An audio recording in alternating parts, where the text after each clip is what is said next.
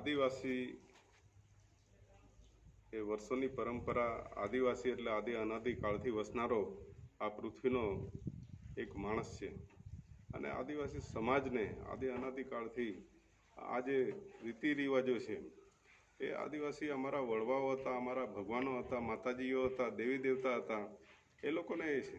આદિવાસી સમાજ ખાસ કરીને મેં પહેલાં ઉલ્લેખ એટલા માટે એ કરું છું કે હું ગેડિયાપાડાના ધારાસભ્ય તરીકે જે રસ્તાઓના ખાતમુહૂર્ત કરવાની અંદર કાલે જે કોઈ વિડીયો વાયરલ કર્યા છે અને જે લોકોએ એની પર પ્રશ્ન પેદા કર્યા છે, તો એ અમારા જ્યારે કોઈ પ્રસંગો હોય આદિવાસી સમાજના, ત્યારે અમારા સમાજનો મહેત હોય કે એનું કથારું કરવાનું હોય, અને અમારા જે કુળદેવી છે અમારા દેવમોગરા માતા, એ માતાને હજારો લોકો શ્રદ્ધાળુઓ મહારાષ્ટ્રના હોય, ગુજરાતના હોય અને અનેક જગ્યાએ, અને દેવમોગરા માતા અમારું ગુજરાતની અંદર આવેલી વસ્તુ છે.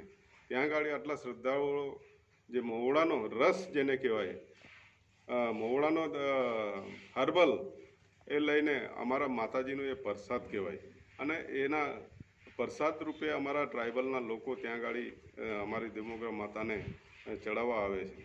અને ખાસ કરીને જે લોકોએ દારૂ તરીકે એનો એ કર્યો છે, દારૂ તો કોને ઇંગ્લિશના જે ડુપ્લિકેટ દારૂ આવે, આ ગુજરાતમાં દારૂબંધી છે એ અમને બી ખબર છે, પણ દારૂનો આટલા 70 વર્ષમાં કોઈ દારૂબંધીનો અમલ થયો નથી. ઉલટા ઉપરથી બુટલેગરો મારફતે જે પોલીસ તંત્ર અને વહીવટી તંત્ર સુધી આ બધું હપ્તાઓ પહોંચે છે. પણ અમે એની અંદર જવા નથી માંગતા. પણ અમારે જે વસ્તુ આ ગુજરાતની અંદર જે ગઈકાલે જે આ વિડીયો વાયરલ થયા છે, એમાં દેશી દારૂની જે વાત કરી છે, એમાં નો ડાઉટ અમે અમારા સમાજની રીતિ રિવાજો એ કરીએ છીએ, અને જેને અમે કંઈ જબરજસ્તી કોઈને એવું નથી, જેને પીવું હોય તે પી શકીએ છીએ, એમાં ક્યાં વાંધો છે. આલ્કોહોલ તો બધે બને જ છે ને.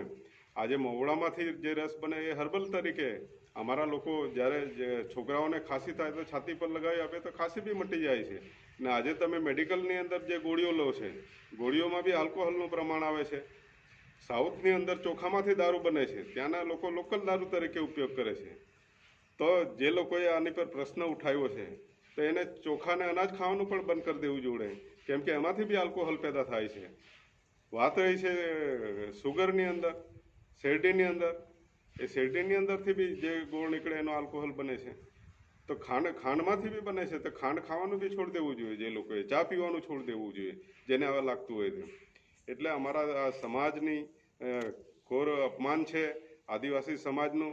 અને ખાસ કરી અમારી જે દેવમોગરા માતા છે, એની જે શ્રદ્ધાથી જે લોકો આવે છે, એટલે ત્યાં આગળ આ પ્રસાદ લઈને લોકો નહીં આવે, એટલા માટે આ જે લોકોએ પ્રશ્ન ઉઠાવ્યા છે, મૂડીવાદી લોકો, એ લોકોએ અમારી માતાને જે શ્રદ્ધા માટે જે લોકોને ઠેસ પહોંચી છે, અને આદિવાસી સમાજના રીતિ રિવાજને ઠેસ પહોંચી છે, એ ઠેસ પહોંચાડનારા લોકો કોણ હશે એની તપાસ થવી જોઈએ, કેમ કે એમાંથી બી આલ્કોહોલ પેદા થાય છે.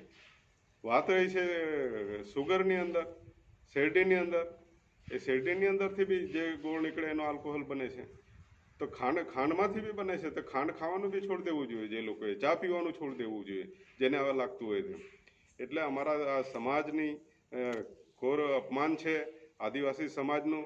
અને ખાસ કરી અમારી જે દેવમોગરા માતા છે, એની જે શ્રદ્ધાથી જે લોકો આવે છે, એટલે ત્યાં આગળ આ પ્રસાદ લઈને લોકો નહીં આવે, એટલા માટે આ જે લોકોએ પ્રશ્ન ઉઠાવ્યા છે મૂડીવાદી લોકો, એ લોકોએ અમારી માતાને જે શ્રદ્ધા માટે જે લોકોને ઠેસ પહોંચી છે, અને આદિવાસી સમાજના રીતિ રિવાજને ઠેસ પહોંચી છે, એ ઠેસ પહોંચાડનારા લોકો કોણ હશે એની તપાસ થવી જોઈએ.